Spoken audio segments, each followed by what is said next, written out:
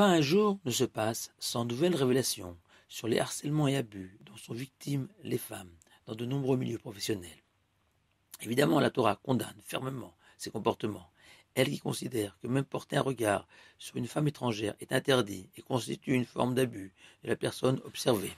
Il convient aussi de rappeler l'interdiction de s'isoler avec une femme étrangère, et ce, quelle que soit la profession exercée. Précaution, dont l'acuité n'a jamais été aussi grande dans un monde où la mixité est devenue la norme. Notre paracha de l'Ech Lecha raconte que notre sainte matriarche Sarah a été victime d'un tel harcèlement en étant contrainte d'épouser le pharaon égyptien.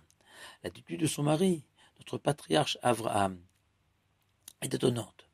Peu avant d'arriver en Égypte, et craignant d'être tué, il se tourne vers Sarah et la supplie. Dis, je t'en prie, que tu es ma sœur, de sorte que je reste en vie grâce à toi. Comment peut-on comprendre cette attitude apparemment lâche d'Abraham, abandonnant sa femme à son sort, lui qui, dans notre même paracha, fera preuve d'un courage inouï pour libérer son neveu, prisonnier du terrible Kedor Laomer.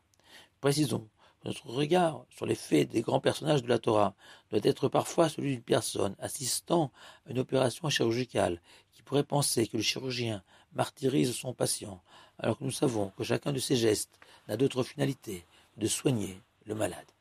Cependant, Yitzhak Touati, Rama de Tours, m'a cité le Zohar qui explique qu'en fait, Abraham a pensé que Sarah lui était supérieure et n'a pas douté un instant de son inviolabilité, car elle vivait entourée de miracles en permanence. Un petit nuage de feu flottait au-dessus de sa tente, symbole de la protection divine. Sa pâte gardait sa fraîcheur toute la semaine, symbole de la bénédiction divine. Et enfin, la lumière de sa tente, symbolisant la sagesse, ne s'éteignait jamais. Et c'est effectivement ce qui s'est produit, car les anges ont protégé Sarah dans le palais du Pharaon et l'ont obligée à la renvoyer avec maint honneur. On peut déduire de ce Zohar que sans une telle certitude, un homme se doit de défendre son épouse dans toutes les circonstances. Le Rachem Akadosh ouvre une voie originale dans l'explication de l'attitude d'Abraham que je vous invite à découvrir.